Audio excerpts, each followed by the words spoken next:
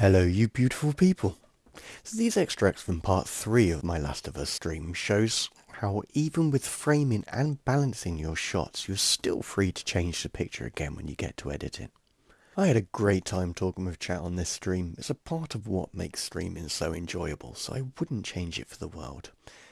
I've tried to keep these conversations out of this video as much as possible to keep the video to the subject at hand, which is framing and recropping. So let's see how I did. So, got the distance, we want it on Joel, but trying to balance the aperture so we've got the dust particles. Okay, let's rotate this shot. I'm just checking the elements on this before I take the photo because he's not in any of the rules, so I'm slightly breaking the rules here, but I have still given him space to look into. You've got the beam of light from him, which is actually forming a guiding line together with the roof joist, I think they're called, and all of the planks of wood in the floor are leading towards him. So I'm just going to grab that picture. As you just saw, it took a couple of attempts to get the picture I was happy with. I rotated the image and set the crop into Photoshop device aspect ratio and couldn't get the two elements back in position. After a bit of experimentation, I settled on using a minimalist technique of placing Joel in plenty of negative space to make the picture itself become the frame. I flattened the contrast by dropping the highlights and raising the shadows by equal measures, then dropped the colour to focus on the light. I adjusted the blacks and whites, focusing mainly on bringing out the details rather than balancing the contrast, before reintroducing some colour and then a touch of vignette to finish off. I'm going to get that picture.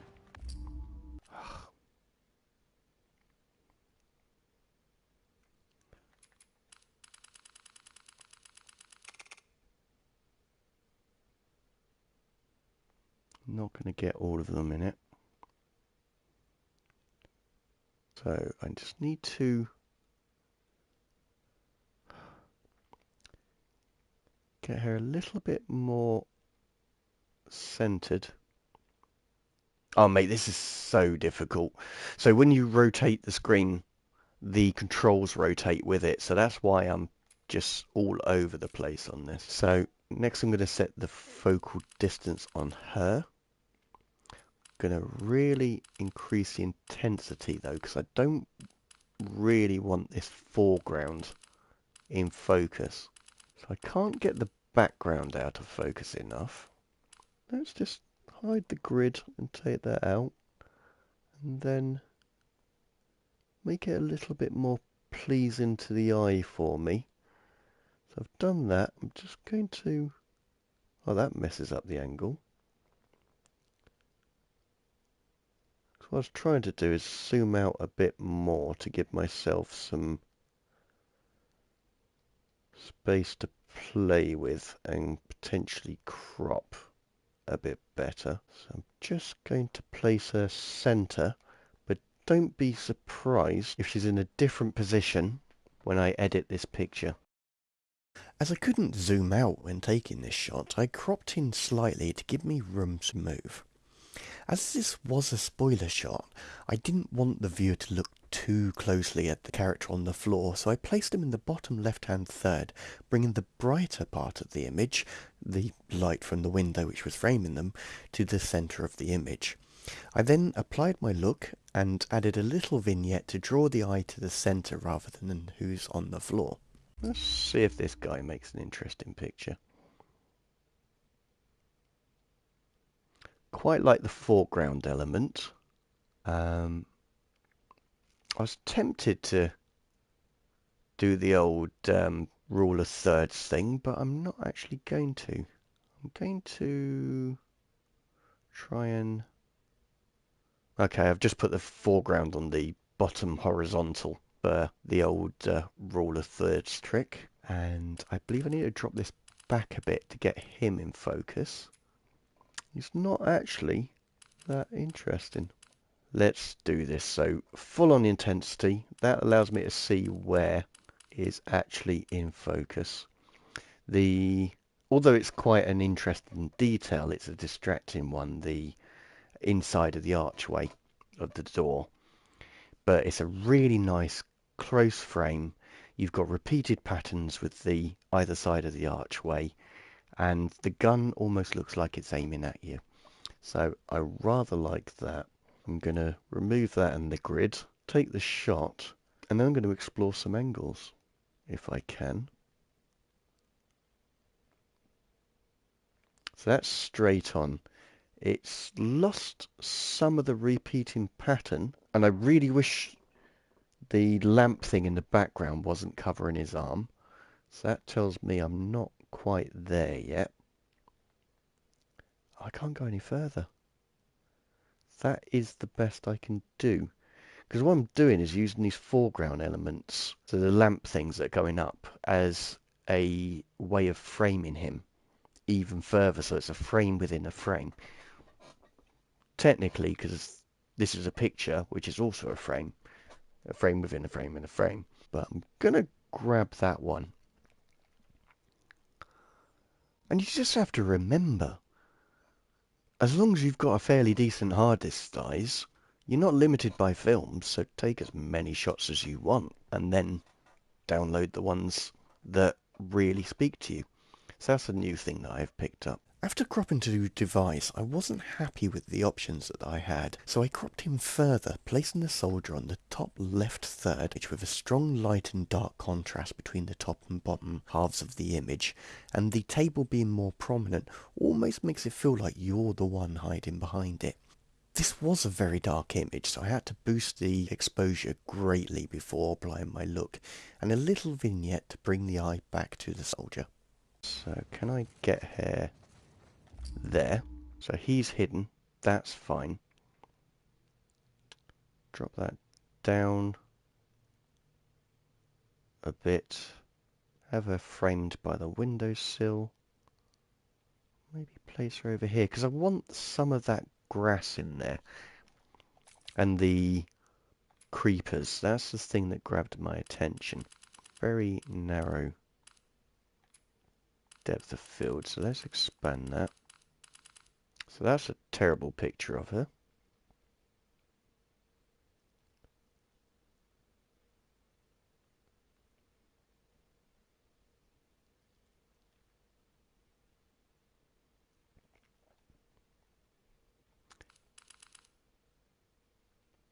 Yeah, she's probably going to need a bit of lighting to improve this. Because I don't like how it's hitting her face. Let's just remove this. Well, we'll do the roll first. And ignore the light icon. That's going to disappear. And if we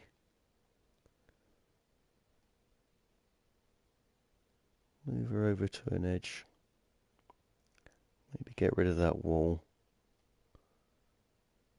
That works fairly well. And then let's do the light.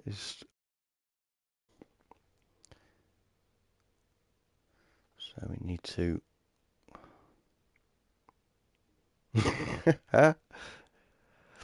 Okay, I have to give up.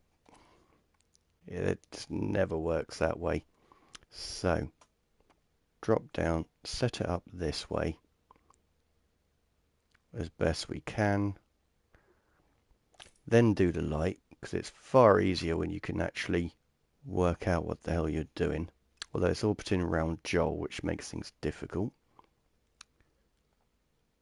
Rotate it, lift it up. I just need a little bit on her.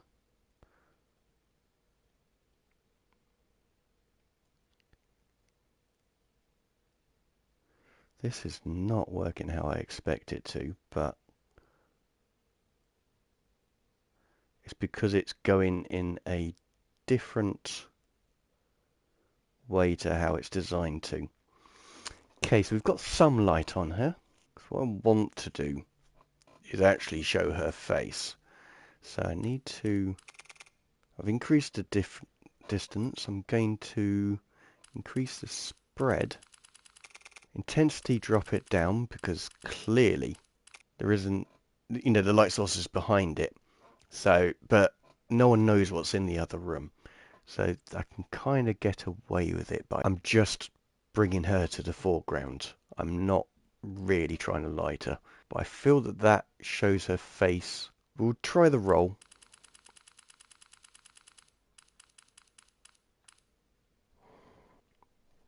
I mean, I'm not going to lie and say I don't think it looks fake, because it does. Um, but it's had the desired effect. And let's face it, photographers use light all the time. So I'm going to take that shot. So I've got her. Well, actually, that was quite a good angle. Um, so I've got. I'll demonstrate again. Got her roughly on the third, but to accentuate the point of interest, the center part of the window frame is pointing down to her. She's framed by the curtains as well, so that works really well. There's a little bit of the wall in there, right on this edge, but I'm most likely going to crop in a little bit to lose that, so I'm not concerned about it. But you've also got a, sorry for my ignorance, I think it's called a trellis. That trellis is leading towards her as well as quite a lot of the grass is pointing towards her and acting as leading lines. So that's how I've composed this shot. I also like how this is a very green picture. The blue of the curtains complements green because it's next on the color wheel, but then you've got a little bit of orange above it, and then it goes to sand, so it's not like green, it's a lot more subtle. And I kind of like the looking up angle on her, so I'm going to grab that picture. After struggling with the limited movement of the photo mode, I always knew I was going to crop this image, but I didn't realise how strong the picture would become. Placing the bottom right third on Ellie's nape to emphasise her stature without diminishing her presence, then rotating slightly so that the centre of the window lined up with the right third vertical line to create a strong frame for her. If I'm honest, I'm not sure if the vegetation is a strong enough element to balance this image. Let me know in the comments below. So these 4 clips are all examples of using framing in composition and then cropping and rebalancing the image for the final shot. I hope you enjoyed this video. Like and subscribe to see more of my content. It really helps to get them out to people who may find it useful. And remember, we say goodbye so we can say hello again. Goodbye.